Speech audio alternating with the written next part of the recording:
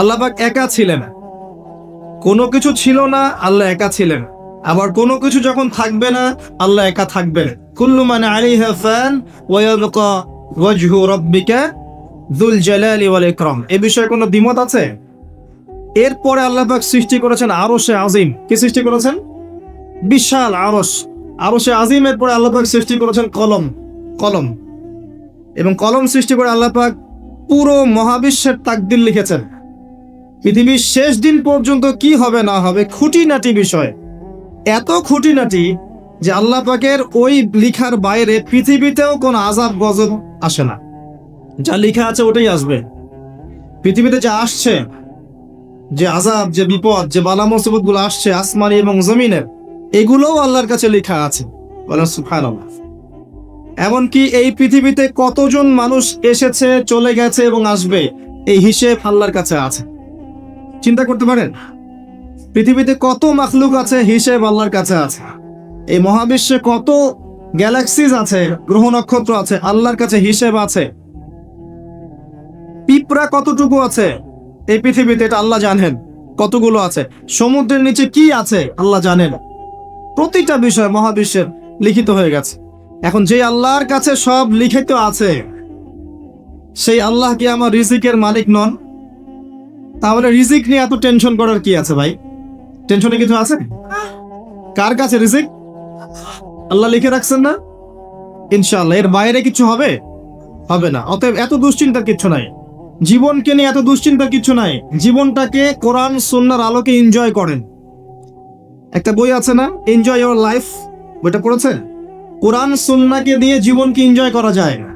কোরআন এবং সুন্নাহর আনুগত্যের মধ্য দিয়ে আপনি জীবনকে উপভোগ করেন। টেনশন করার দরকার নেই। মনে রাখবেন, আল্লাহ যদি আপনার সাথে থাকেন এবং আল্লাহ যদি আপনাকে কবুল করেন, পৃথিবীর কোনো শক্তি নাই আপনাকে টলাবে। পৃথিবীর কোনো শক্তি নাই, পৃথিবীর সমস্ত শক্তি একত্রিত হয়ে আপনার চুল বাঁকা করতে পারবেন যদি আল্লাহ আপনার সাথে থাকে।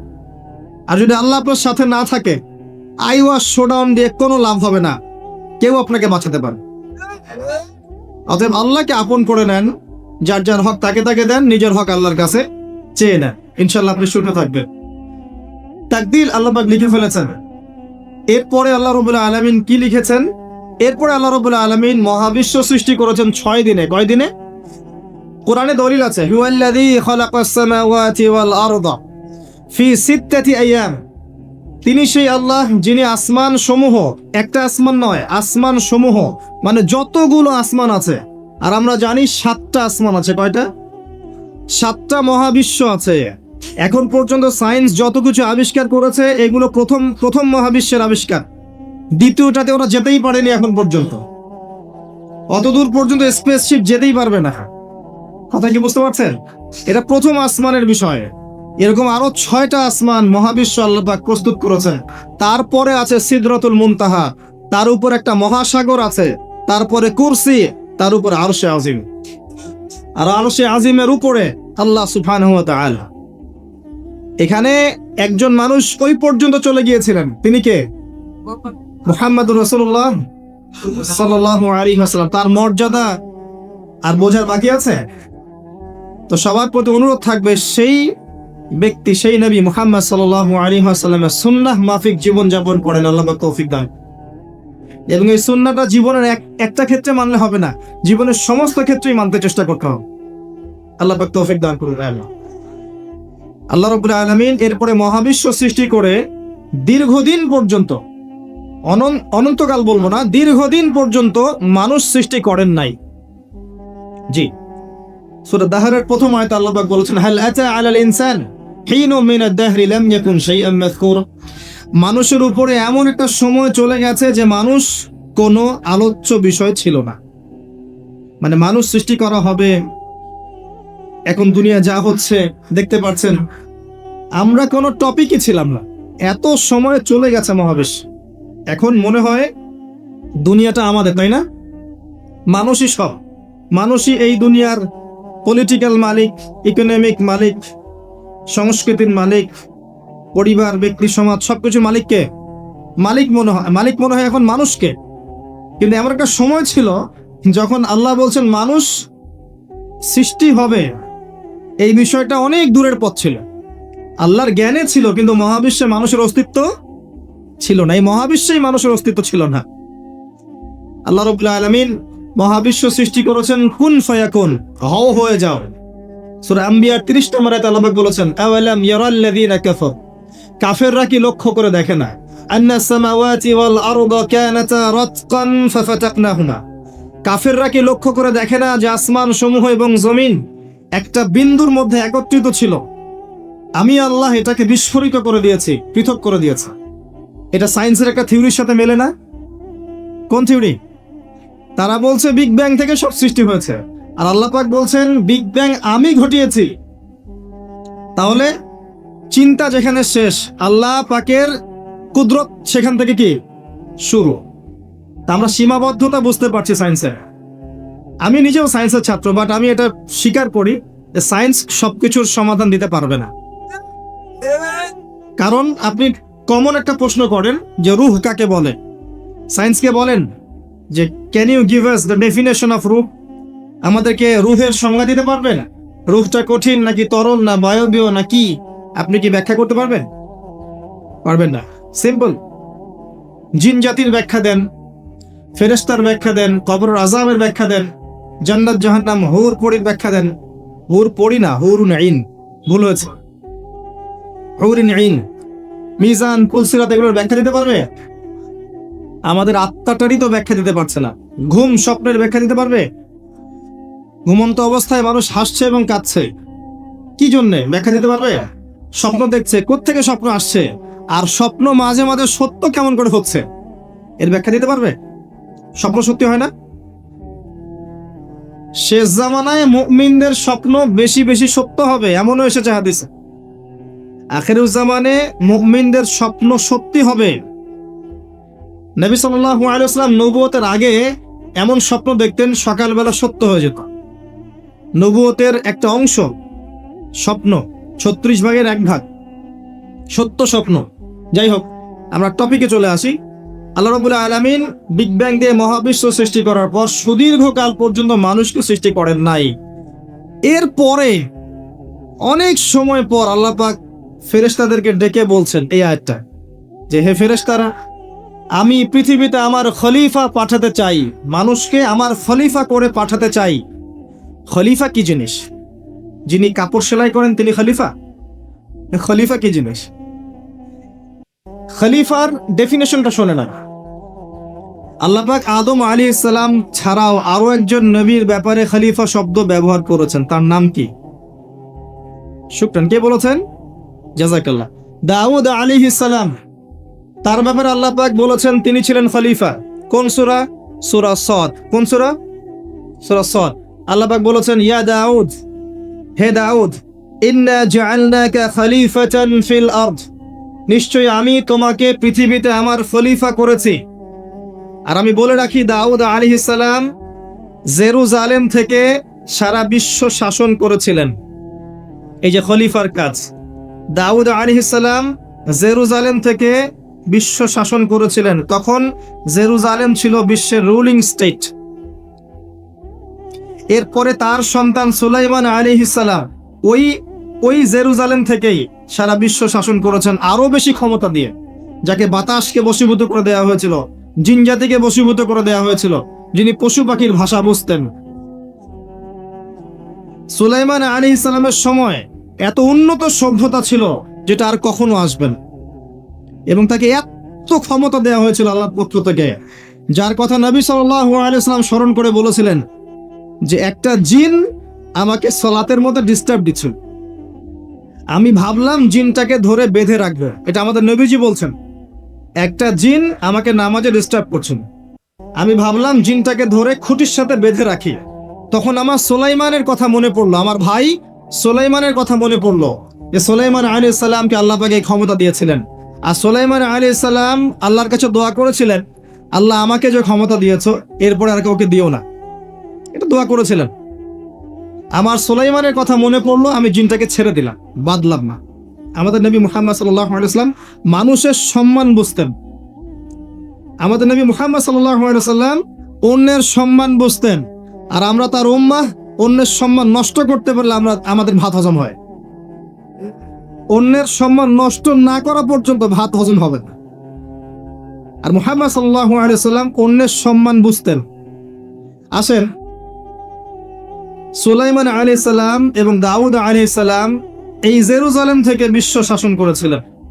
আর জেরুজালেম চিনেন তো আপনারা? কোন দিকে? চায়নার দিকে, রাশিয়ার দিকে, নাকি আমেরিকার দিকে? আচ্ছা, ওইদিকে আমরা পরে আসবো ইনশাল্লাহ। সভ্যতার সংকটের শেষের দিকে আমরা ওইদিকে আসবো ইনশাল্লাহ। এবার আসেন, দাউদ আলাইহিস সালামকে আল্লাহ পাক বলছেন, তোমাকে খলিফা করেছি পৃথিবীতে, তোমার কাজ কি? ফাহকুম বাইনান নাসি বিল হক। হে দাউদ, তোমার কাজ হচ্ছে মানুষের মাঝে ন্যায় বিচার করা, মানুষের মাঝে ন্যায় বিচার করা, হকের মানদণ্ডে বিচার করা। হকটা কি? এর উত্তরও কোরআন আপনাকে দিবে।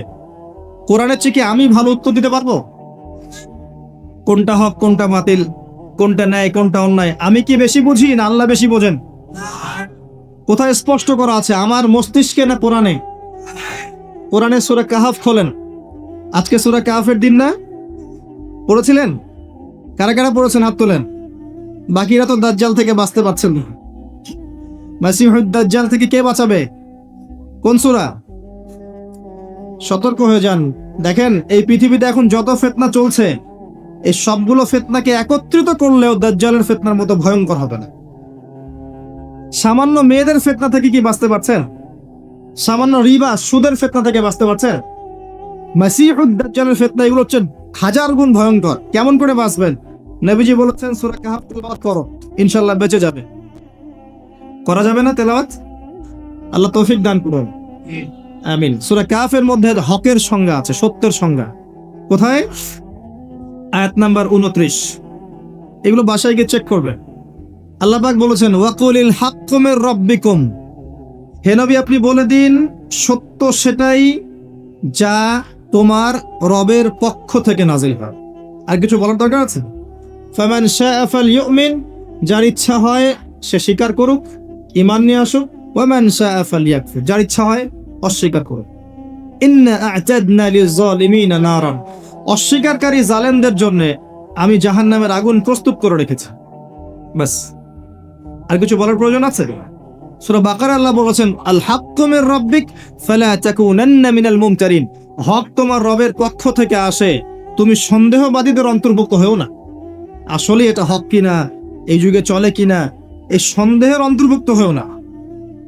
ইসলাম চির নতুন, চির প্রাচীন, চির আধুনিক, প্রত্যেকটা যুগের জন্য, শুধুমাত্র একটা যুগের জন্য নয়, এবং শুধু মুসলিমদের জন্য নয়, সবার জন্যই। কোরআন এবং সুন্নাহ শুধু আমাদের সম্পত্তি নয়, পুরো মানব জাতির সম্পত্তি। এখানে সবার হেদায়েত আছে, হোক সে হিন্দু ভাই বা খ্রিস্টান ভাই বা বুদ্ধিস্ট বা যেই হোক না কেন, সবার হেদায়েত এখানে আছে। আসেন, আল্লাহ পাক কোরআনকে হক বলছেন। এটাও বলে রাখি, যখন তাওরাত নাজিল হয়েছিল তখন তাওরাত হক ছিল, তখন ওটাই ছিল হক। যখন জাবুর নাজিল হয়েছে, জাবুরই হক ছিল। যখন ইনজিল নাজিল হয়েছে, ইনজিলই হক ছিল। যখন থেকে কোরআন নাজিল হয়েছে, এখান থেকে নিয়ে কিয়ামত পর্যন্ত হকের কি অন্য কোনো মানদণ্ড আছে? এটা মানতে কোনো আপত্তি আছে? হ্যাঁ, এখন কোনো কিছু যদি কোরআন সুন্নাহর সাথে মিলে যায়, মানতে আমাদের কোনো আপত্তি নেই। কেউ একটা মতবাদ দিয়েছে, একটা দর্শন দিয়েছে, একটা সায়েন্টিফিক থট দিয়েছে, যেটা কোরআনের সাথে মিলে গেছে, হাদিসের সাথে মিলে গেছে, মানতে আমাদের কোনো আপত্তি নাই। আমরা চোখ বন্ধ করে মানবো ইনশাআল্লাহ, কোনো সমস্যা নেই। কিন্তু যে কোনো ব্যক্তি বা যে কোনো সংগঠন, যে কোনো সমাজ, যে কোনো সভ্যতা, কেউ যদি এমন কোনো কথা বলে, এমন কোনো দর্শন দেয়, এমন কোনো মতবাদ দেয় যেটা কোরআনের সাথে মিলছে না, সাংঘর্ষিক, হাদিসের সাথে মিলছে না, সাংঘর্ষিক, আপনি কি মানতে বাধ্য? এটা না মানাটাই আপনার ঈমানের পরিচয়। তো আল্লাহ পাক দাউদ আলাইহিস সালামকে বলছেন, তুমি এই হকের মানদণ্ডে বিচার ফয়সালা কর।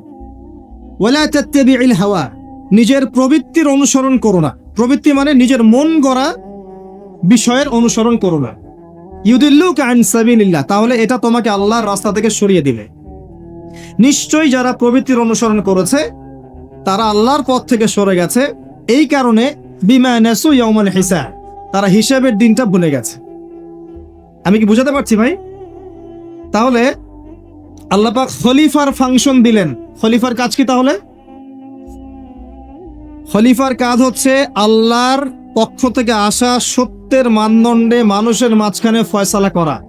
পরিবেশ পরিস্থিতি যদি অনুকূলে না থাকে সে করবে না, তার ক্ষমতা নাই।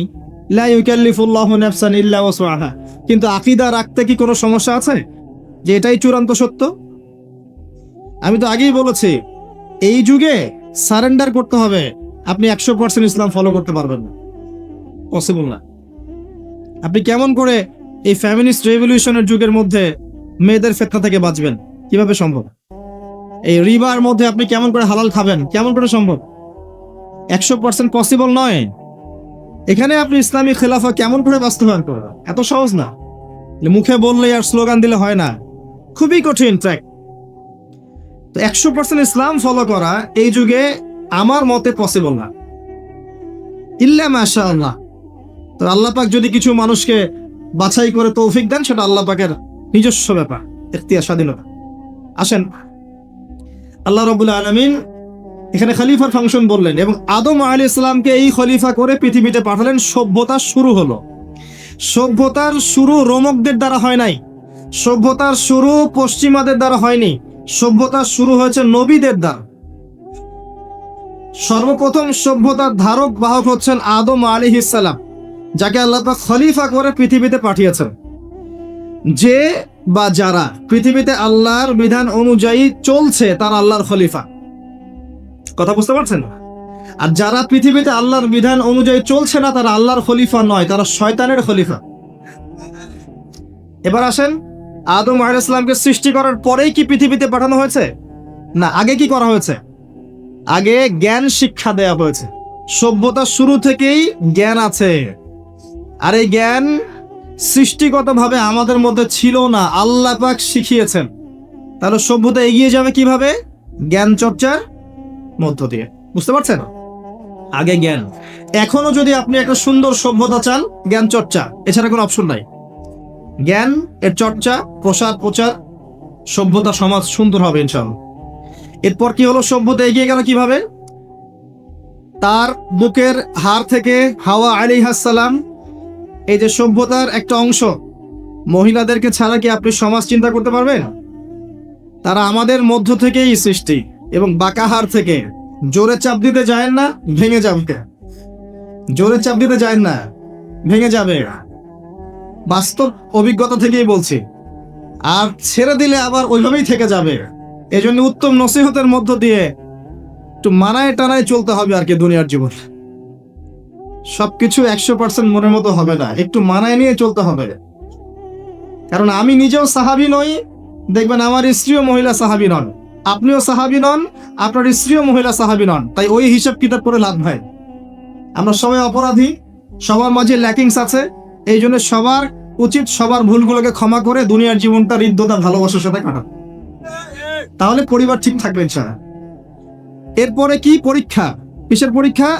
এই গাছের কাছে যেও না। কোন গাছ? এই প্রশ্নের দরকার নাই তো আমার, কোন গাছ? যে গাছই হোক, এই গাছের কাছে যেও না। তার আগে আল্লাহ পাক বলে দিলেন আদম আসো। ফেরেশতাদেরকে ডাকলেন, আদম তুমি এই নামগুলো বলে দাও। তিনি সব নাম বলে দিলেন। ফেরেশতাদেরকে আগে জিজ্ঞাসা করেছিলেন তোমরা বলে দাও, তারা বলেছে লা ইলমা লানা ইল্লা মা আল্লামতানা। এখানে জ্ঞানের মধ্য দিয়ে আল্লাহ পাক আদম আলাইহিস সালামকে সম্মানিত করলেন। জ্ঞান, সম্মান, নবী, সভ্যতার সূচক। আমার কথা কি বুঝতে পারছেন? এরপরে ইবলিস, সবাই সেজদা করলো। আদম জ্ঞানে জয়ী হয়েছে, তোমরা সবাই তাকে সেজদা করো। আল্লাহ পাক আদম আলাইহিস সালামকে বড় করলেন, কারণ তিনি তাকে ভালোবাসেন। আল্লাহ পাক আমাদেরকে ভালোবাসেন, বাসেন না? আল্লাহ পাক আমাদেরকে প্রচন্ড ভালোবাসেন। আর আপনি যাকে ভালোবাসবেন তাকে বড় করতে চাইবেন না? আল্লাহ পাক আদম আলাইহিস সালামকে উঁচু করলেন, তোমরা আদমকে সিজদা করো। ওয়া ইয কুলনা লিল মালাইকাতি ইসজুদু লিআদম ফাসাজাদু, সবাই সিজদা করলো ইল্লা ইবলিস। ইবলিস কেন সিজদা করলো না? কিয়াস করলো, খলাকতানি মিন নার ওয়া খলাকতাহু মিন তিন। আমাকে সৃষ্টি করেছেন আগুন দিয়ে, তাকে সৃষ্টি করেছেন মাটি দিয়ে, আমি কেন তাকে সিজদা করতে যাব? Remember, listen to me. ইবলিসের জ্ঞান ছিল, ইবলিসের আমল ছিল, আই রিপিট, ইবলিসের জ্ঞান ছিল, ইবলিসের আমল ছিল, ইবলিসের মাঝে বিনয় ছিল না, অহংকার ছিল, ইবলিস ধ্বংস হয়ে গেছে। যদি আমাদের জ্ঞান, আমাদের ডিগ্রি, আমাদের সার্টিফিকেট আমাদেরকে অহংকারী বানায়, আমরা ইবলিসের কাতারভুক্ত হয়ে যাব, নাউজুবিল্লাহ। ঠিক আছে, এবার ইবলিসকে বের করে দেওয়া হলো, চিরস্থায়ী জাহান্নামী অভিশপ্ত করা হলো। আদম এবং হাওয়া আলাইহিস সালাম জান্নাতে রাখা হলো। গাছের কাছে যেও না, তারা চলে গেলেন। কিভাবে চলে গেলেন? এখানে আসেন, ইবলিস এসে ওয়াসওয়াসা দিয়েছে। কি ওয়াসওয়াসা সেটা শোনেন। এটা একটা ভালো প্রশ্ন। কোন ওয়াসওয়াসায় পড়ে তারা এই কাজটা করে ফেললেন? এটা সূরা তহার মধ্যে আছে। কোন সূরা? তহা। এখানে আল্লাহ পাক বলেছেন, ইবলিস এসে বলেছিল যে তোমরা যদি ওই গাছের কাছে যাও এবং এর ফল খাও, তাহলে তোমরা চিরস্থায়িত্ব লাভ করবে। চিরস্থায়িত্ব, অমর হয়ে যাবে, অমর। কথা বুঝতে পারছেন? অমরত্ব। অমরত্বের টোপ দিয়ে ইবলিস এভাবে ওয়াসওয়াসা দিয়েছে আমাদের পিতাকে, আমাদের মাকে। এর ফলশ্রুতিতে আল্লাহ রাব্বুল আলামিন আমাদেরকে নামিয়ে দিয়েছেন পৃথিবীতে।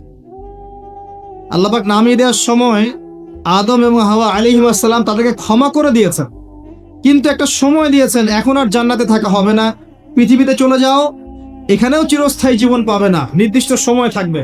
এর মধ্যে আমি তোমাদের রিজিক দিব, তোমাদেরকে আমি খাবার দিব, বাসস্থান দিব, সবকিছু দিব, স্ত্রী সন্তান যা যা লাগে মৌলিক চাহিদা সব দিব। তখন যদি তোমরা আমার হেদায়েতকে মেনে চলো, আবার জান্নাতে ফিরে আসবে। যদি না মানো, ইবলিসের সাথে জাহান্নাম। কথা ক্লিয়ার? সহজ সরল জীবন দর্শন, দ্য ফিলোসফি অফ লাইফ। এত দর্শন শেখার দরকার নাই। আমরা দর্শনের বই পড়তে পড়তে মাথা খারাপ হয়ে গেছে। পশ্চিমা দর্শন, জৈন দর্শন, চারবাক দর্শন, ইউরোপিয়ান দর্শন, আধুনিক দর্শন পড়তে পড়তে অবস্থা খারাপ। মার্কসীয় দর্শন। সুবহানাল্লাহ, একটা সহজ সরল জীবন দর্শন আল্লাহ দিয়েছেন। সূরা বাকারার আয়াত নাম্বার 38 এবং 39, দুইটা আয়াত। কি দর্শন? আল্লাহ বলছেন, কুল নাহবিতু মিনহা জামিআ। আমি আল্লাহ বললাম তোমরা সবাই নেমে যাও। কারা কারা সবাই? আদম, হাওয়া, ইবলিস, তোমরা নেমে যাও পৃথিবীতে। ফাইম্মা ইয়াতিয়ান্নাকুম মিন্নি হুদান, তোমাদের কাছে আমার পক্ষ থেকে হেদায়েত আসবে। কি আসবে? এই যে তাওরাত, জাবুর, ইনজিল, কোরআন, আল্লাহর বাণী, ওহী, এগুলো আসবে। রাসূল আসবেন। ফামান তাবিআ হুদায়া ফালা খাউফুন আলাইহিম ওয়ালা হুম ইয়াহজানুন। যে বা যারাই আমার এই হেদায়েতকে মেনে চলবে, তাদের বিন্দু মাত্র ভয় নাই, কোনো টেনশন নাই, কোনো ভাবনা নাই, ইনশাআল্লাহ আবার জান্নাতে ফিরে আসবে ইনশাআল্লাহ। সুসংবাদ। ঠিক আছে, তারপরের আয়াত আল্লাহ পাক বলেন, ওয়াল্লাযীনা কাফারু ওয়া কাযযাবু বিআয়াতিনা। কিন্তু যারা আমার আয়াতকে মিথ্যা প্রতিপন্ন করবে এবং অস্বীকার করবে, কুফরি করবে, ফাউলাইকা আসহাবুন নার, এরা হবে জাহান্নামের অধিবাসী। কার সাথে? ইবলিসের সাথে। হুম ফিহা খালিদুন, তারা সেখানে চিরস্থায়ী পাবে। সহজ সরল জীবন দর্শন, দ্য ফিলোসফি অফ লাইফ। মানলেই শান্তি, না মানলেই অশান্তি। এরপর একটা চ্যালেঞ্জ, ইবলিস চ্যালেঞ্জও করছে, আল্লাহ তুমি আমাকে বের করে দিয়েছো, ঠিক আছে, আমি আদম সন্তানের ডান দিক থেকে আসবো, বাম দিক থেকে আসবো, সামন থেকে আসবো, পিছন থেকে আসবো, তাকে আমি জাহান্নামের পথে নিয়েই ছাড়ব। এটা মনে রাখেন মাথার মধ্যে, ইবলিসের চ্যালেঞ্জ। আর আল্লাহ পাকও সতর্ক করলেন, ইন্নাহু লাকুম আদুউম মুবিন, সেটা আমাদের স্পষ্ট সত্য। এবার পৃথিবীতেও নামিয়ে দিলেন, হেদায়েতও পাঠাচ্ছেন, নবী রাসূল পাঠিয়েছেন। সভ্যতা আস্তে আস্তে এগিয়ে চলল। সভ্যতায় দুইটা শক্তি দেখতে পাচ্ছেন, একটা আল্লাহর পক্ষ থেকে আসা শক্তি, একটা শয়তানি শক্তি। এই দুটো নিয়ে সভ্যতা এগিয়ে চলছে। আবারও বলছি, সভ্যতা শুরু হয়েছে নবী দ্বারা, রোমকদের দ্বারা নয়। সভ্যতা শুরু হয়েছে নবী দ্বারা। মানুষ আগে গাছের ছাল পাতা পরে থাকতো না। সূরা আরাফে আল্লাহ পাক বলেছেন, আমি মানুষের জন্য, আদম হাওয়া আলাইহিস সালাম, তাদের জন্য লেবাস পাঠিয়েছি, পোশাক পাঠিয়েছি। আমি লেবাস নাজিল করেছি উপর থেকে। লোহার খনি দেখেছেন? লোহার খনি কেউ কি বিশ্বাস করবে যে লোহা মহাকাশ থেকে পৃথিবীতে এসে পড়েছে? ওয়ানজালনাল হাদিদ, আল্লাহ পাক বলছে আমি হাদিদ নাজিল করেছি। কোরআন নাজিল করা বোঝেন? কোরআন নাজিল মানে কি? আল্লাহর উপর থেকে কোরআন আসেনি? জিবরাইল আলাইহিস সালাম কোরআন নিয়ে আসছেন না নিচে মুহাম্মদ সাল্লাল্লাহু আলাইহি ওয়াসাল্লামের কাছে? এই যে কোরআন নাজিল হচ্ছে, আনজালা। আল্লাহ পাক এই কথা বলছেন যে লোহা আমি নাজিল করেছি। লোহার একটা অণু আপনি তৈরি করতে পারবেন পৃথিবীতে ল্যাবে বসে? সুবহানাল্লাহ। আল্লাহ পাক নাজিল করেছেন। ঠিক একই ভাবে আল্লাহ পাক পোশাক নাজিল করেছিলেন আদম এবং হাওয়া আলাইহিস সালাম তাদের জন্য। তারা গাছের ছাল পাতা পরে ঘোরাফেরা করতেন না। বোগাস কথাবার্তা শেখায় মানুষ। এবং কৃষিকাজ, আপনার প্রযুক্তি, আপনার পরিবার গঠন, সন্তান প্রতিপালন, একজন মানুষের জীবন যাপনের জন্য যত কিছু প্রয়োজন সব জ্ঞান আল্লাহ পাক আদম আলাইহিস সালামকে শিক্ষা দিয়েছেন। দুনিয়াতে আসার পরে যখন যেটা প্রয়োজন হয়েছে ওহী নাজিল হয়েছে, জিবরাইল আলাইহিস সালাম তাকে শিখিয়ে দিয়েছেন। মানুষ গুহার মধ্যে ছবি এঁকে এঁকে থাকতো, আর এরা বলছে আদম আলাইহিস সালাম বানর থেকে হয়েছেন। নাউযুবিল্লাহ, সুবহানাল্লাহ। এটা যারা বিশ্বাস করে তারা সরাসরি কোরআনের সাথে কুফরি করছে, স্পষ্ট কাফের। আদম আলাইহিস সালাম আল্লাহ পাক তাকে হাত দিয়ে সৃষ্টি করেছেন, নিজের হাতে সৃষ্টি করেছেন। তিনি বানর থেকে মানুষ হননি। হ্যাঁ, যারা এই মতবাদটা দিয়েছে ওরা বানর থেকে মানুষ হতে পারে, আমরা হই না। বরং সূরা বাকারায় আপনি উল্টা চিত্র দেখতে পারবেন। সূরা বাকারায় দেখবেন, পড়তে পড়তে দেখবেন একটা জায়গায় আছে যে শনিবারের সীমা লঙ্ঘন করার জন্য কিছু মানুষকে মানুষ থেকে বানর বানিয়ে দিয়েছে। আছে না দলিল? তাহলে এটার প্রমাণ পাওয়া যাচ্ছে। সুবহানাল্লাহ। আসেন, সভ্যতা এগিয়ে চলল। সভ্যতা দুটো শক্তি, আল্লাহর বিধান, আল্লাহ নাজিলকৃত পবিত্র তাওহীদ, এবং অপর সাইডে আছে শয়তানের শিরক। কথা কি বুঝতে পারছেন? দিন দিন এগিয়ে চলতে লাগলো। প্রথম কি ক্রাইমটা হলো পৃথিবীতে? সভ্যতার প্রথম ক্রাইম হয়েছে হাবিল কাবিল। কে কাকে হত্যা করেছে? কাবিল হাবিলকে হত্যা করেছে। কি কারণে? ঈর্ষা। এখান থেকে এই সভ্যতার শিক্ষা কি? শিক্ষা হচ্ছে এটাই, আজকের দিনেও যদি আমরা হাবিল আর কাবিলের মতো, এই যে কাবিল যেমন করে ঈর্ষা পরায়ণ হয়ে হাবিলকে হত্যা করেছে, এই ঈর্ষা ত্যাগ না করতে পারি, তাহলে এই উম্মার তাকদিরে খারাপই আছে। কথা কি বোঝা যায়? আমরা এখন পর্যন্ত সেই কাবিলের সুন্নত ত্যাগ করতে পারি নাই। ভিতরটা হিংসা দিয়ে ভর্তি, জর্জরিত। এগুলো যদি খুলে আল্লাহ পাক দেখাতে পারতেন জনগণের সামনে, লজ্জায়, দুর্গন্ধে, ধিক্কার জানাতে জানাতে আপনি আমার লেকচারও শুনতে আসতেন না। হ্যাঁ, যদি আমার কলিজাটাকে খুলে আল্লাহ পাক দেখাতেন যে দেখো এর কলিজার মধ্যে কি পরিমাণ হিংসা আছে, ঈর্ষা আছে, দুনিয়ার লোভ আছে, লালসা আছে, পরশ্রী কাতরতা আছে, দুর্গন্ধে আপনি আমার লেকচার শুনতে আসতেন না। জি, এটা সৌভাগ্য যে আমাদের ভিতরটা আল্লাহ পাক দেখান। আল্লাহ পাক আমাদের কলবটাকে পরিষ্কার করুন, আত্মশুদ্ধি দান করুন, আল্লাহ নূর দান করুন, এবং ঈর্ষা ত্যাগ করার তৌফিক আল্লাহ পাক দান করুন। এবার আসেন, সভ্যতা এগিয়ে চলছে। লেকচারটা একটু লম্বা হতে পারে, একটু ধৈর্য ধরেন। সভ্যতা এগিয়ে চলছে। আদম আলাইহিস সালামের যুগে কোনো পাপাচার খুব একটা দেখা যাচ্ছে না, শুধু এই পাপাচার ছাড়া। এর পরের জেনারেশনে গিয়ে দেখছি নূহ আলাইহিস সালামের কওম। কার কওম?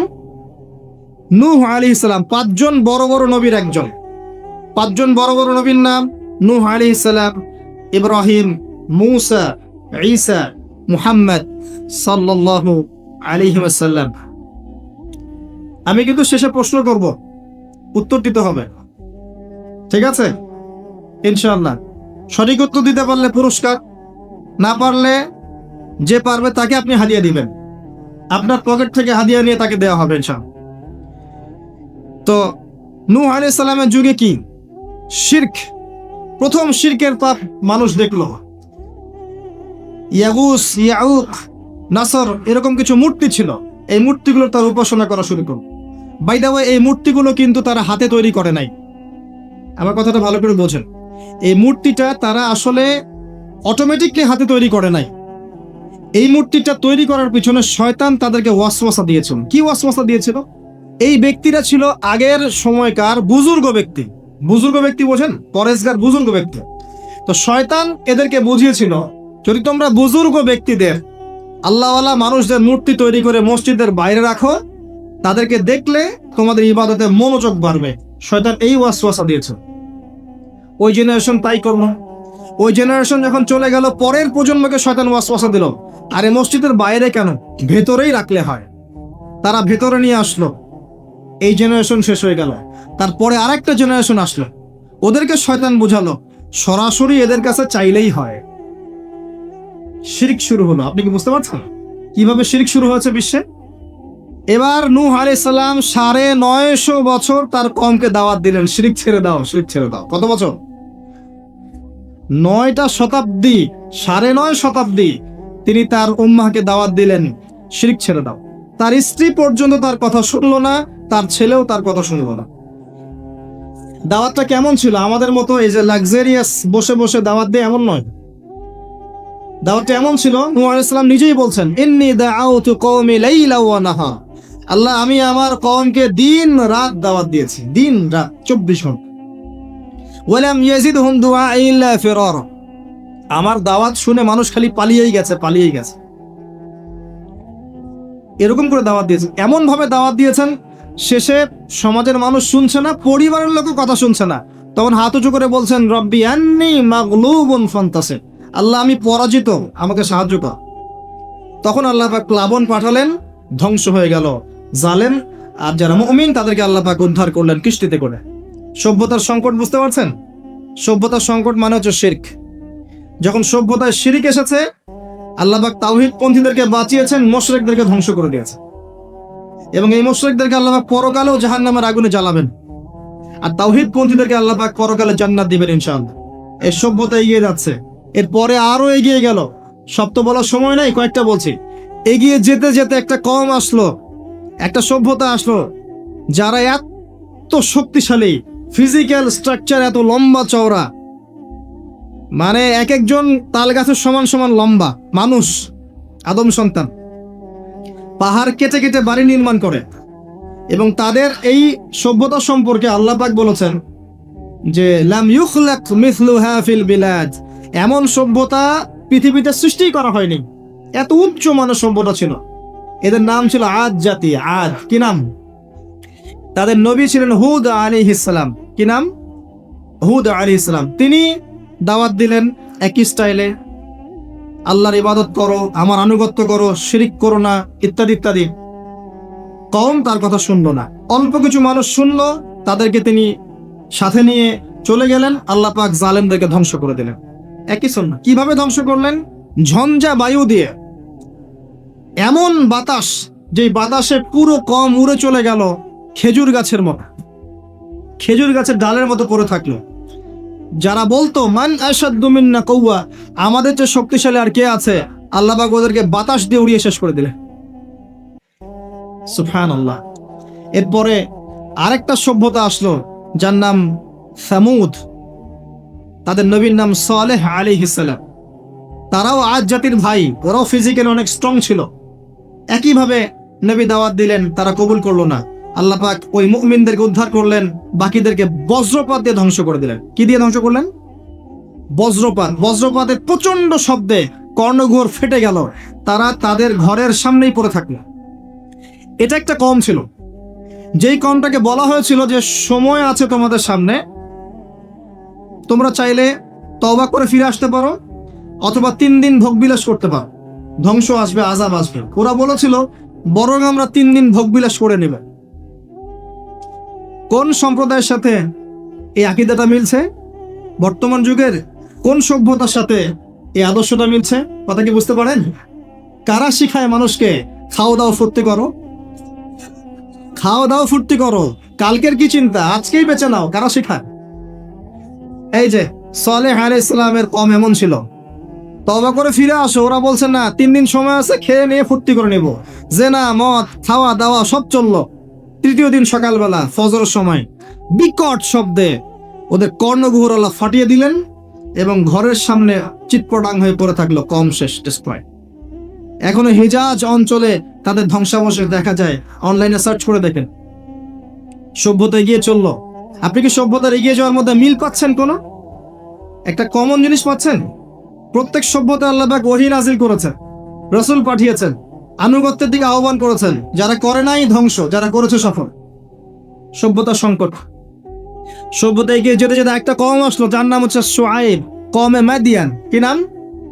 কওমে মাদিয়ান। শুআয়ব আলাইহিস সালামের কওম। শুআয়ব আলাইহিস সালাম একজন নবী ছিলেন, যিনি তার মেয়েকে মূসা আলাইহিস সালামের সাথে বিয়ে দিয়েছিলেন। ওদিকে আমরা আসছি ইনশাআল্লাহ। শুআয়ব আলাইহিস সালামের কওমের অপরাধ ছিল এরা মাপে কম দিত, ঠিক রমজান মাসে আমাদের কিছু ব্যবসায়ীর মধ্যে। কথা কি বুঝতে পারছেন? ওরা অপেক্ষায় থাকে কখন রমজান আসবে, তার আগে সব সিন্ডিকেট করে ফেলবো, কৃত্রিম সংকট তৈরি করব, মানুষ তারপরে আমাদের পিছনে হন্য হয়ে ঘুরবে, তেল পাবে না, ডাল পাবে না, চাল পাবে না, এবং গভর্নমেন্টকে বিব্রত করবে। এভাবে গভর্নমেন্টকে বিব্রত করে ফেলে। পরে দেখতে পাচ্ছেন না কি হচ্ছে? মানুষ, বৃদ্ধা মহিলা দৌড় দিচ্ছে ট্রাকের পিছনে, বাবা একটা আমাকে একটা মানে হ্যাঁ একটা টোকেন দিয়ে যাও, অন্তত একটা পলিথিন আমাকে দিয়ে যাও, এটা বলে ট্রাক ধরে ধরে দৌড়াচ্ছে একজন বৃদ্ধা মহিলা। তারাও আমাদের দেশের মানুষ, আর এই ব্যবসায়ীরাও আমাদের দেশেরই মানুষ। কৃত্রিম সংকট, আল্লাহ পাক কৃত্রিম সংকট যারা তৈরি করে তাদের কি শাস্তি দিচ্ছেন একটু পরে দেখাচ্ছে। তার শুআয়ব আলাইহিস সালামের কওম মাপে কম দিত এবং ডাকাতি করত। কি করত? ডাকাতি। আমরাও কিন্তু কম করি না ডাকাতি। এখন আমরা নেক্সট সুরতেও ডাকাতি করি, বৎসরতেও ডাকাতি করি না? অনেকে তো কোটটাই পরে ডাকাতি করে, কোটটাই পরে বড় বড় মাপের ডাকাতি করে। কারণ আপনি কোটটাই পরলে তো ধরতে পারবেন না কলার, সাথে তো প্রোটেকশন আছে।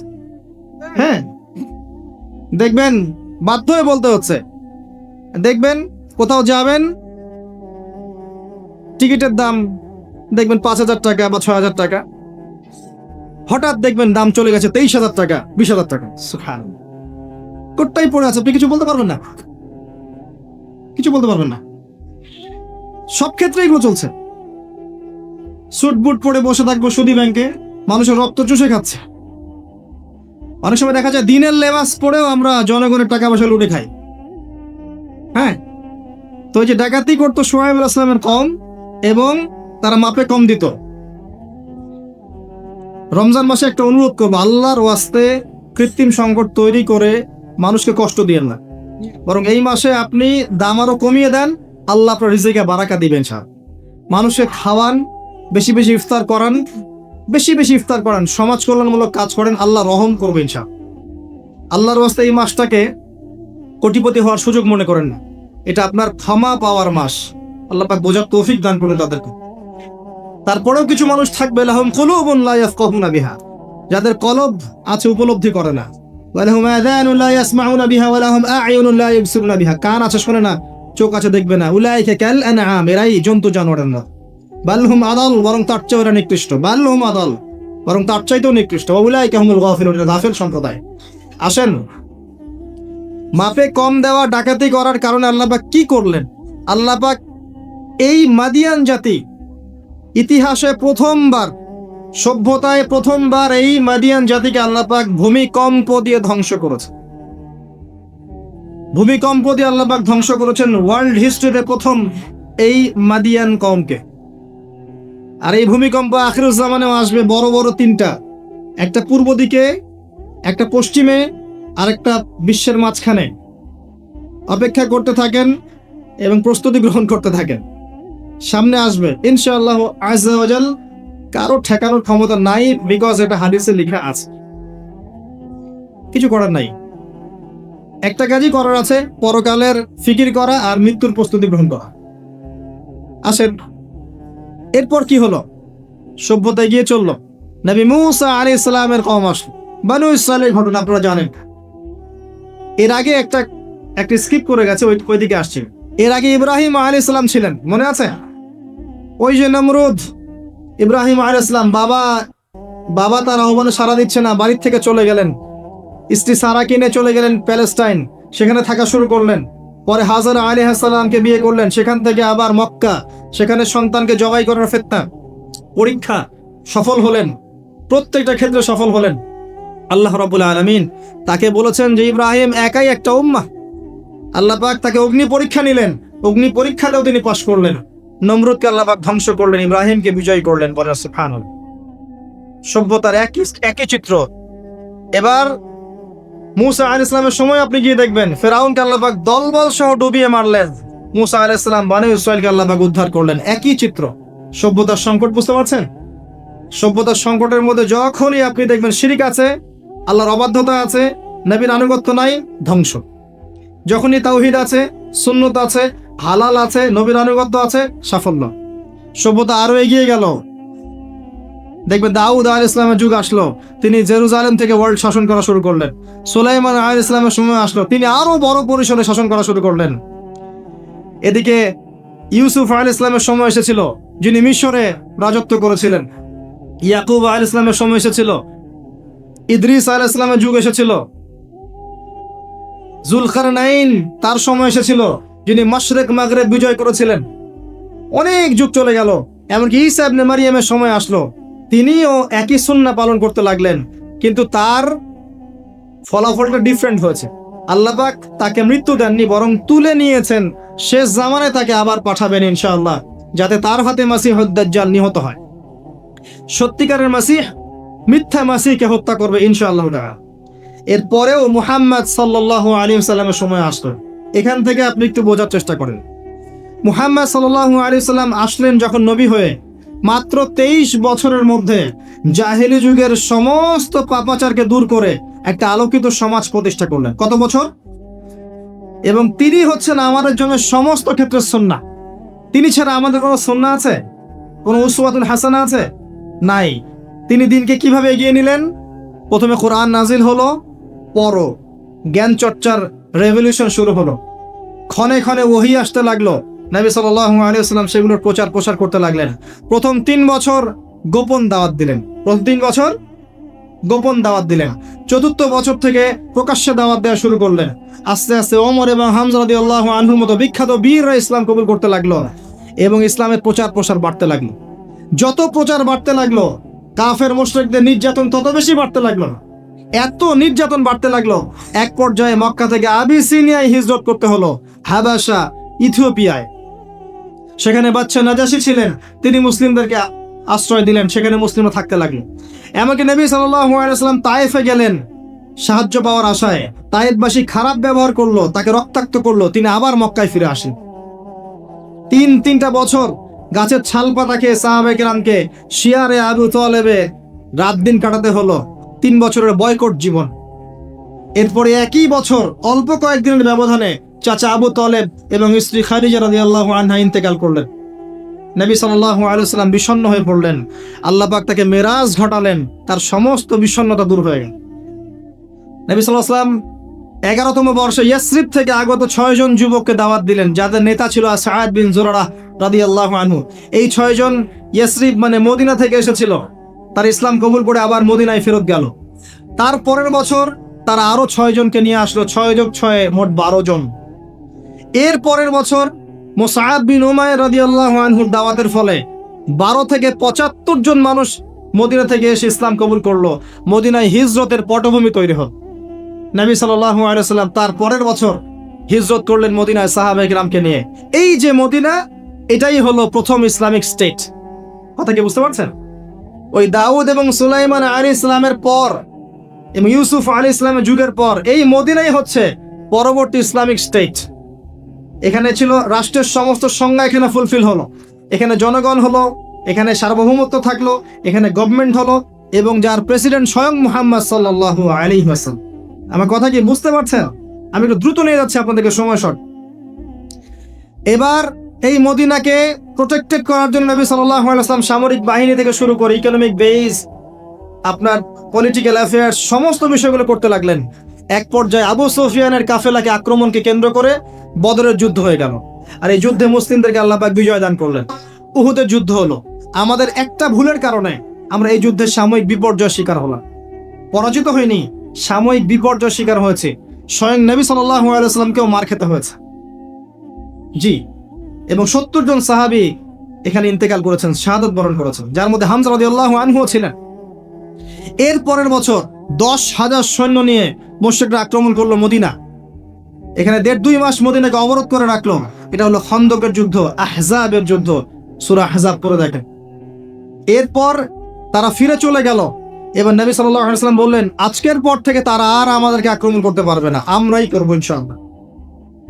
এরপর নবী সাল্লাল্লাহু আলাইহি ওয়াসাল্লাম দাওয়াত বাড়াতে লাগলেন, ইকোনমিক বেস বাড়াতে লাগলেন, সামরিক বিষয়গুলো শক্তিশালী করতে লাগলেন এবং গোত্রে গোত্রে ইসলামের দাওয়াত পৌঁছে দিতে লাগলেন।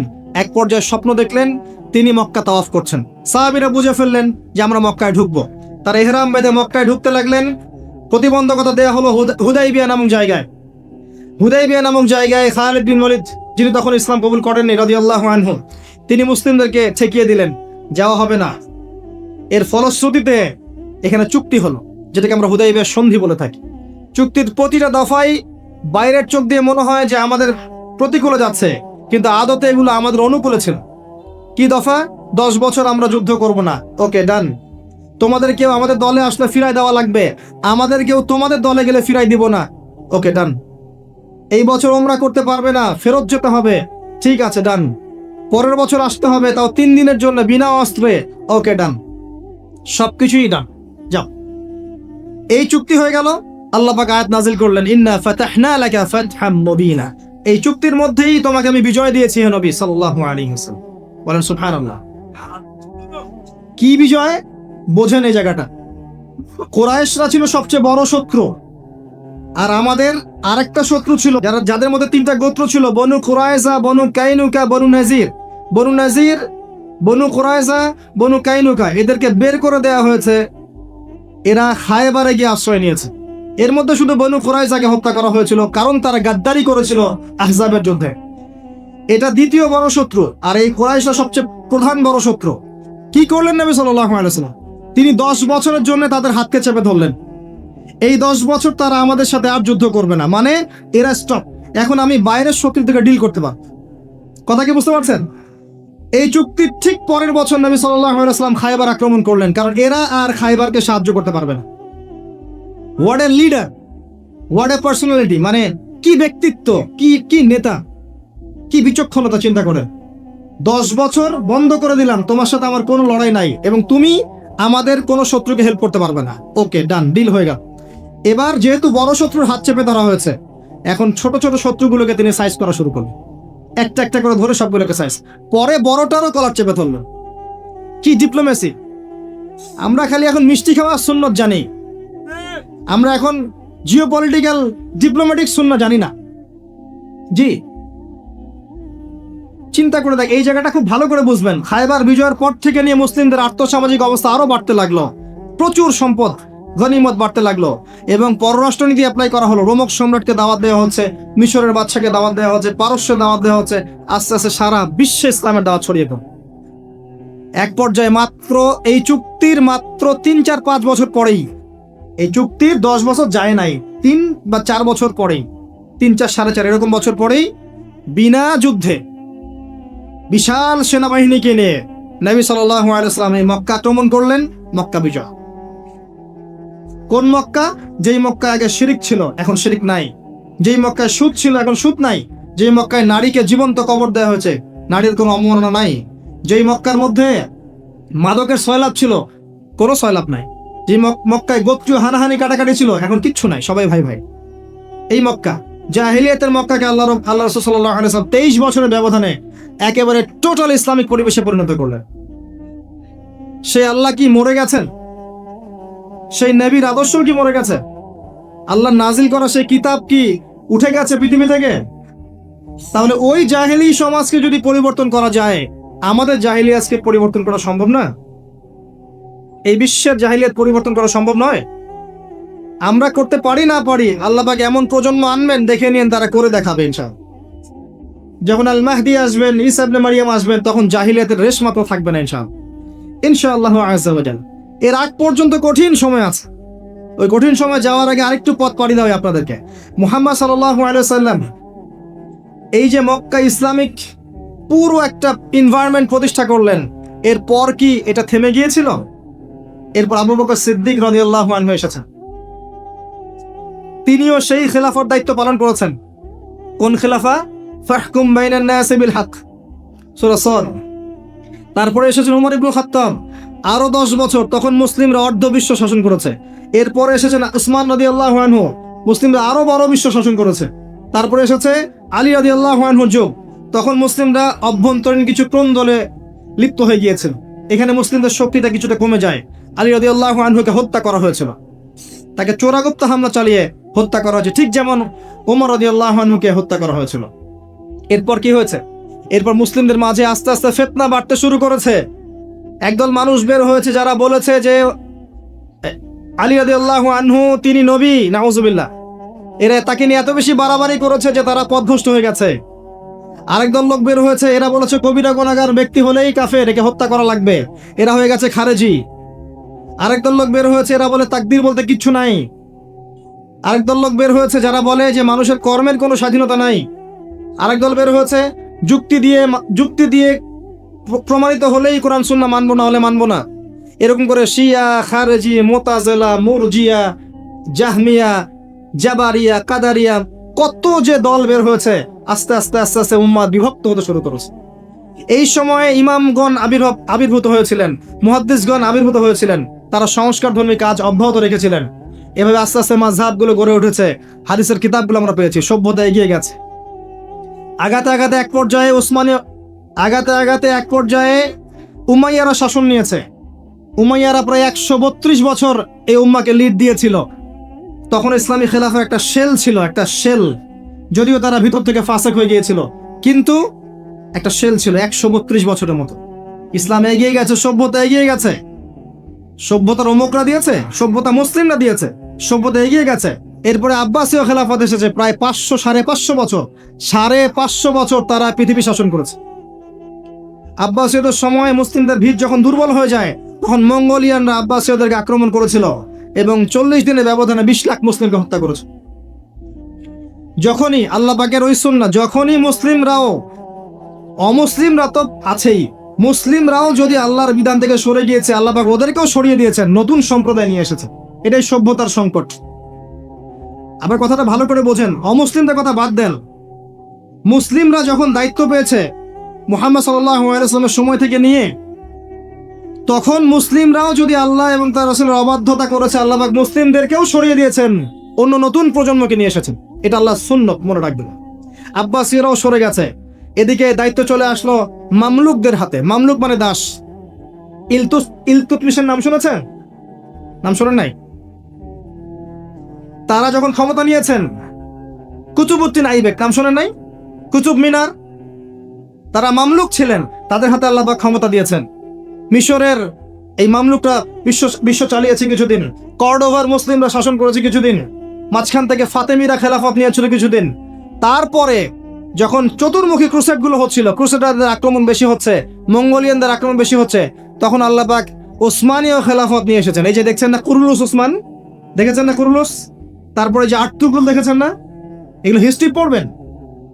আর্তুগরুল গাজীর ছেলে কুরুলুস তো বীরত্বের কথা। ওসমান গাজী, তার হাত ধরে অটোমান এম্পায়ার প্রতিষ্ঠা হয়েছে।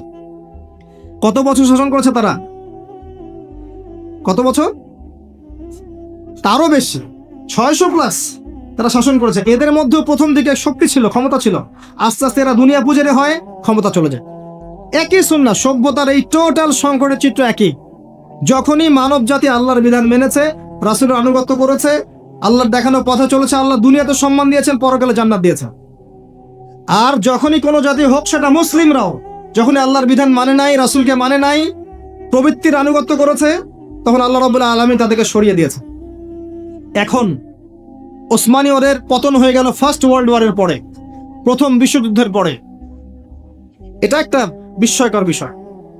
দুইজন ব্যক্তির হত্যাকাণ্ডকে কেন্দ্র করে আস্তে আস্তে যুদ্ধে জড়িয়ে যাচ্ছে অস্ট্রিয়া হাঙ্গেরি, তারপরে এদিকে আপনার সোভিয়েত ইউনিয়ন, জার্মানি, এদিকে ব্রিটেন, পরে আসছে আমেরিকা, এদিকে ফ্রান্স। সবাই মারামারি করতে করতে করতে 4-5-6 বছরের ব্যবধানে দেখলেন যে আপনি মাশাআল্লাহ 3-4 কোটি মানুষ মরে শেষ। First world war history. আবার ওই একই চেতনা থেকেই হিটলার চিন্তা করছিল যে আমার হারানো জায়গাগুলো ফিরে পেতে হবে। একটা এক্সট্রিম জাতীয়তাবাদের চেতনায় সে পরবর্তীতে আবার জার্মানদেরকে ঐক্যবদ্ধ করতে থাকে। অভ্যন্তরীণ বিষয়গুলোকে ডিল করার পরে সে যখন পলিটিক্যাল ক্ষমতায় যায়, সে তখন ওই হারানো জায়গাগুলো ফিরে পাওয়ার চেষ্টা করতে থাকে, সামরিক বাহিনী শক্তিশালী করতে থাকে। এক পর্যায়ে পোল্যান্ডকে আক্রমণ করাকে কেন্দ্র করে ব্রিটেন এবং এই ফ্রান্স এর সাথে আবার জার্মানির কলিশন শুরু হয়ে যায় দ্বিতীয় বিশ্বযুদ্ধ। দ্বিতীয় বিশ্বযুদ্ধ হতে হতে এক পর্যায়ে আমেরিকা জয়েন করে, এদিকে জাপান জয়েন করে, আস্তে আস্তে অটোম্যানরাও জড়িয়ে পড়ে। এই যে অটোম্যানরা, তার আগেও তারা জড়িয়েছে আপনার ফার্স্ট ওয়ার্ল্ড ওয়ারে, তারা ফার্স্ট ওয়ার্ল্ড ওয়ারেই জড়িয়েছে, সেকেন্ডটাতে আসলে ওদের তেমন কোনো অস্তিত্ব ছিল না। আস্তে আস্তে জড়িয়ে পড়তে পড়তে ওই যে হিরোশিমা নাগাসাকির বোমাবাজি দিয়ে যুদ্ধ শেষ হয়, সারেন্ডার করে। শুরু কোথায় শেষ কোথায়? বিশ্ব দেখলো কিভাবে মানুষ মরলো। কিয়ামতের আলামত ছিল এগুলো, যে বেশি বেশি মানুষ মারা যাবে, মানুষ জানবে না কি কারণে মারা হচ্ছে আমাকে, আর হত্যাকারীও জানবে না কেন মারছে আমি তাকে। এটাতে আরো প্রায় 7-8 কোটি মানুষ মরে শেষ।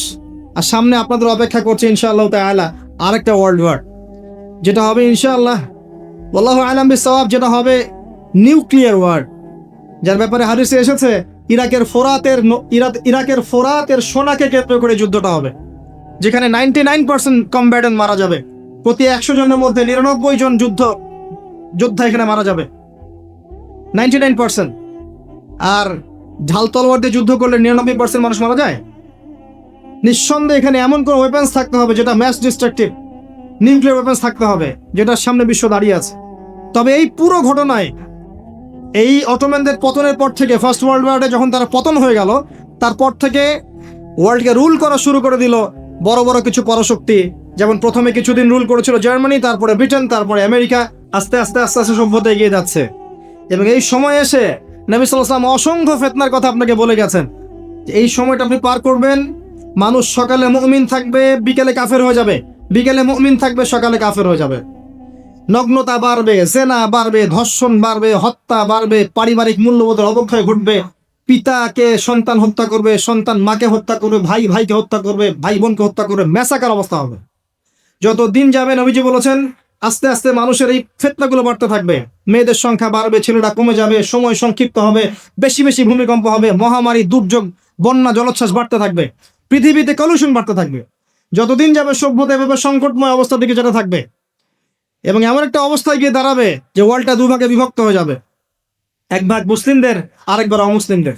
আর আল্লাহ পাক তাদের মাঝেই কলুষণ লাগিয়ে দিবেন, এবং এর মধ্য দিয়ে আল্লাহ পাক সভ্যতাগুলোকে ধ্বংস করে দিবেন ইনশাআল্লাহু আযজা ওয়া জাল। যারা জিও পলিটিক্স বোঝে না, ওদেরকে গিয়ে বলবেন যে ইউক্রেন রাশিয়ার বিষয়টা কি, তারা বলবে ইউক্রেনের উপর আল্লাহর গজব পড়েছে, ব্যাস, দ্যাটস অল। কিন্তু এই পুরো বিষয়গুলোর পিছনে যে একজন কলকাঠি নাড়ছে, এটা তো তারা তাদের ইনসাইট দিয়ে দেখতে পাচ্ছে না। এখন সামনে কি? সামনে আগে এগুলোর ফল ভোগ করার জন্য প্রস্তুতি গ্রহণ করা। বিশ্ব আর এই অবস্থা থাকবে না ইনশাআল্লাহু আযজা ওয়া জাল। আস্তে আস্তে বিশ্ব সংক্ষিপ্ত হবে, ম্যাসাকার হবে, ফিতনা বাড়বে, মানুষের সংখ্যাও কমবে আশা করা যাচ্ছে, যুদ্ধ বিগ্রহও বাড়বে। আস্তে আস্তে পৃথিবী তার শেষ সীমার দিকে যাবে। তবে এতটুকু এনশিওর করতে পারি, আল্লাহ রাব্বুল আলামিন মুসলিমদের মধ্য থেকে কিছু ইমানদার মানুষকে অবশিষ্ট রাখবেন ইনশাআল্লাহ। আল্লাহ কাকে রাখবেন, কার সন্তান, কার বাবা, কার সন্তান, কার ভাই, কার বোন, আল্লাহ ভালো জানেন। নবীজি এটাও বলেছেন, শোনেন, নবীজি এমন ভাবে বলেছেন যে 10 জন ঘোর সাওয়ার খোঁজ খবর নিতে যাবে দাজ্জাল বের হয়েছে কিনা, আমি ওই 10 জনের নামও জানি, তাদের বাবার নামও জানি। তার মানে নবী সাল্লাল্লাহু আলাইহি ওয়াসাল্লামকে কি জানানো হয়নি? তার মানে এমন কিছু আল্লাহর বান্দা থাকবেন যারা এই জামানাতেও টিকে থাকবে, ঈমান নেই, টিকে থাকবে ইনশাআল্লাহ। কারা? যারা নিঃসন্দেহে আকীদা ঠিক করবে, আমল ঠিক করবে, আত্মশুদ্ধি অর্জন করবে, যাদের পারিবারিক আদর্শ সুন্দর থাকবে, যারা হালাল খাবে, যারা হারামে লিপ্ত হবে না, যারা আদর্শ পরিবার গড়বেন, পরবর্তী প্রজন্মকে ঠিকঠাক মতো গড়ে তুলবে, যারা তাজকিয়া অর্জন করবে, জানা অনুযায়ী আমল করবে, পরিপূর্ণ ইসলাম যারা পালন করার চেষ্টা করবে, আল্লাহ পাক হয়তো তাদেরকে অবশিষ্ট রাখবেন ইনশাআল্লাহ, যেটা সো ভেরি ডিফিকাল্ট।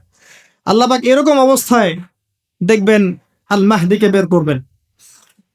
তবে তবে মাহদি ল্যাম্পো নিয়ে খোঁজার কোনো দরকার নাই। কত বছর পর আসবে, কবে আসবে, কি হবে না হবে, এইসব ননসেন্স প্রশ্ন করার কোনো প্রয়োজন নেই। আপনি জেনে রাখেন যে এইগুলো হবে, এবং আপনি ব্যক্তিগতভাবে আপনার প্রাথমিক কাজগুলো করেন। প্রাথমিক কাজ পড়াশোনা, আমল করা, রিজিকের হালাল ব্যবস্থা করা, পারিবারিক মূল্যবোধ ঠিক করা, দিনের দাওয়াতি কাজ করা, আস্তে আস্তে করেন। আপনাকে অত বড় চিন্তা করতে হবে, বেসিক ঠিক করেন। আসবেন তিনি যখন আসার, কখন আসবেন সেটা আমাদের জন্য ল্যাম্পো দিয়ে খোঁজার কোনো সাবজেক্ট না। তবে তিনি যখন আসবেন তখন তিনি উম্মার দায়িত্ব নেবেন এবং তার হাতে আল্লাহ পাক বিজয় দিবেন ইনশাআল্লাহ।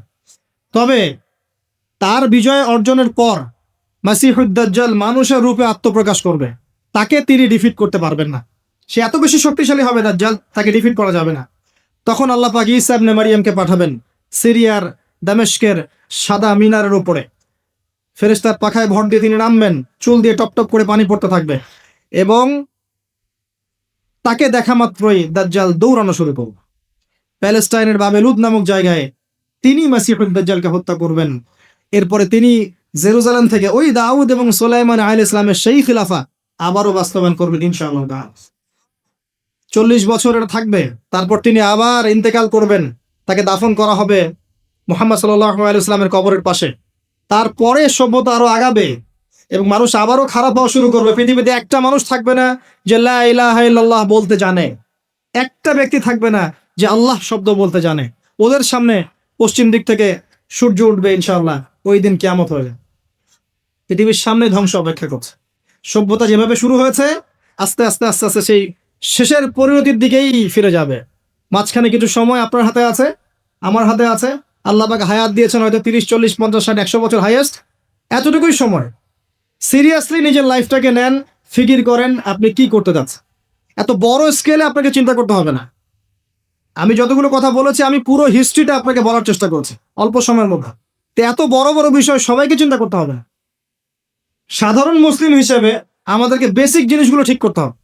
দিনের জ্ঞান অর্জন করা, জানা অনুযায়ী আমল করা, আলেম ওলামার কাছে যাওয়া, আত্মশুদ্ধি অর্জন করা, পারিবারিক মূল্যবোধগুলোকে ঠিক করা, একটু পর্দার চর্চা করা, তালিম করা, একটু তাওহীদ শেখা, একটু সুন্নত শেখা, প্রফেটিক লাইফস্টাইল ফলো করা, আপনার সন্তানদেরকে ভালোভাবে মানুষ করা, এই বেসিক কাজগুলো করতে থাকে।